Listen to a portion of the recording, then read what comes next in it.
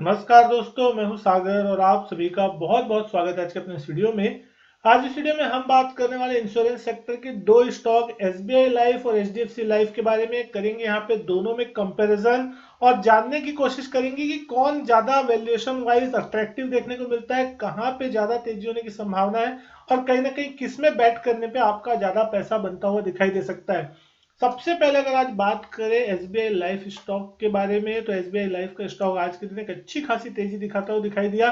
4.25% की तेजी के साथ 1500 के पार जाके बंद हुआ और आज यहाँ पे अगर आप देखेंगे नया 52 वीक हाई लगता हुआ दिखाई दिया। 1500 के पार पहली बार ये स्टॉक क्लोज होता हुआ दिखाई दे रहा है। यहाँ पे अगर 52 वीक लो देख रहे हैं तो 1054 के आसपास का 20 लाख शेयरों से ज्यादा का वॉल्यूम देखने मिला।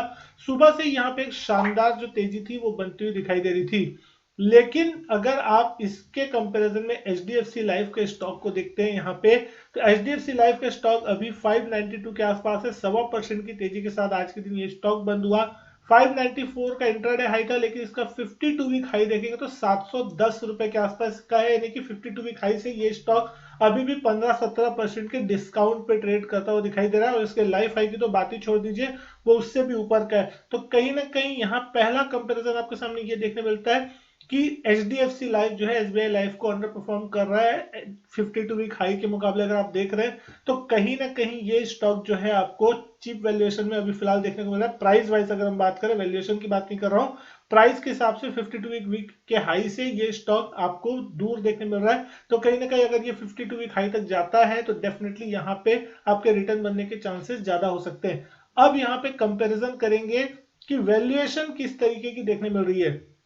सबसे पहले आप देखेंगे मार्केट कैप इस कंपनी का है 1,27,000 करोड़ का, एचडीएफसी लाइफ का ईपीएस इसके ऑलमोस्ट 7 रुपए के आसपास का, और पी रेशियो जो कि वैल्यूएशन के लिए सबसे इंपॉर्टेंट है 83 के आसपास का आपको देखने को मिल रहा है। प्राइस टू बुक अगर आप देख रहे हैं 9.81 की प्राइस टू बुक पे स्टॉक ट्रेड करता है। वहीं अगर हम एसबीआई लाइफ की वैल्यूएशन को देखें तो एसबीआई लाइफ का आपको वैल्यूएशन देखने मिलेगा 1.5 लाख करोड़ का मार्केट कैप, यानी कि मार्केट कैप के लिहाज से एसबीआई लाइफ जो है यहाँ पे बाजी मारता हुआ दिखाई दे रहा है।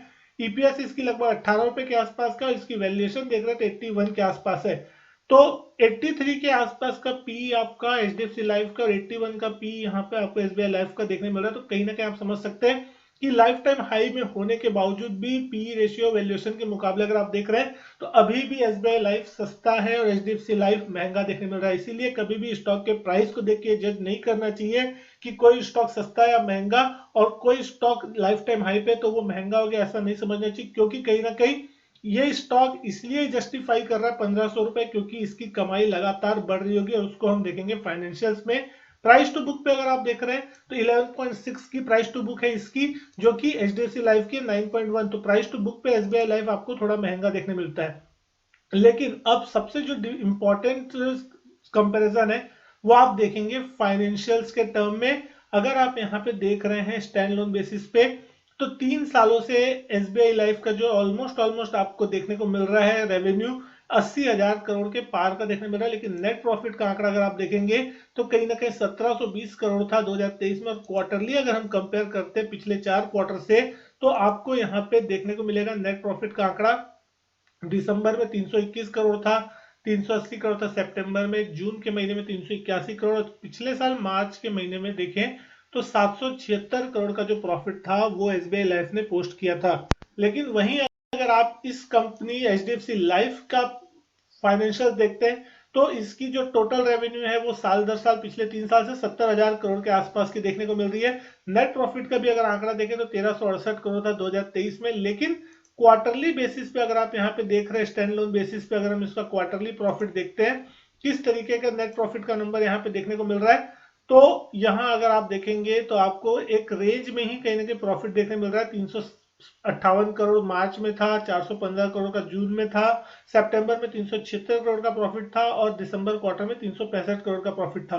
तो यहाँ कहीं ना कहीं आपको ग्रोथ उतनी ज्यादा देखने नहीं मिल रही है, बिल्कुल एक स्टेडी नंबर देखने को मिल रहा है। जैसे मार्केट ये चाहता है कि साल दर साल ग्रोथ करे, इसको इतना हायर वैल्यूएशन जो है इंश्योरेंस सेक्टर के स्टॉक्स को इसीलिए मिलता है क्योंकि मार्केट ये एक्सपेक्ट करके चलता है कि साल दर साल यहाँ पे बहुत बड़ा ग्रोथ जो है आपको देखने को मिल सकता है। साथ ही साथ अभी जो पेनिट्रेशन है पूरे देश में इंश्योरेंस सेक्टर का वो भी बहुत कम है। आगे चल के इतनी बड़ी आबादी के देश में अगर इंश्योरेंस पे दायरा बढ़ता है कहीं ना कहीं, और 4-5% लोग भी देश की आबादी के अगर इंश्योरेंस लेने के लिए आते हैं, तो कहीं ना कहीं उसका बहुत बड़ा फायदा जो है इन कंपनियों को होता हुआ दिख सकता है। तो कहीं ना कहीं आगे का इसको फ्यूचर जो है वो बहुत ज्यादा ब्राइट है, इस कारण से इसको इतना ज्यादा वैल्यूएशन दिया जाता है। तो कहीं ना कहीं अगर आप देख रहे हैं इस कंपनी का, तो ईपीएस वाइज यहाँ पे कोई खास ईपीएस आपको देखने नहीं मिलती। कमाई उतनी तेजी से नहीं बढ़ रही है, एक रेंज में ही है, ₹1.5 ₹2 के आसपास की रेंज की ईपीएस है। और ट्रेलिंग 12 मंथ पी की अगर आप बात करें तो उसके हिसाब से आपको वैल्यूएशन देखने मिले, इसीलिए एचडीएफसी लाइफ का स्टॉक जो है 592 पे चलता हुआ दिखाई दे रहा है, और आज एसबीआई लाइफ का स्टॉक जो है 1500 रुपए के पार निकलता हुआ दिखाई दिया।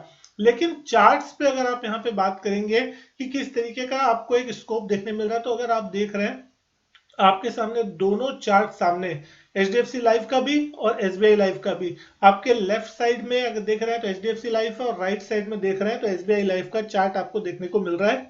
ये जो चार्ट है आपको मंथली बेसिस पे देखने मिल रहा है कि यहाँ की हर एक कैंडल जो है वो एक महीने के प्राइस को रिप्रेजेंट कर रही है। दोनों की जब से लिस्टिंग हुई उसके बाद से अगर आप देख रहे हैं तो एचडीएफसी लाइफ का स्टॉक लगभग 300 रुपए से लेके 592 की रेंज में अभी फिलहाल चलता हुआ दिख रहा है। इसका जो लाइफ टाइम हाई था वो ऑलमोस्ट 775 के आसपास का था, जो कि सितंबर के महीने में 2021 साल में लगाया था एचडीएफसी लाइफ ने।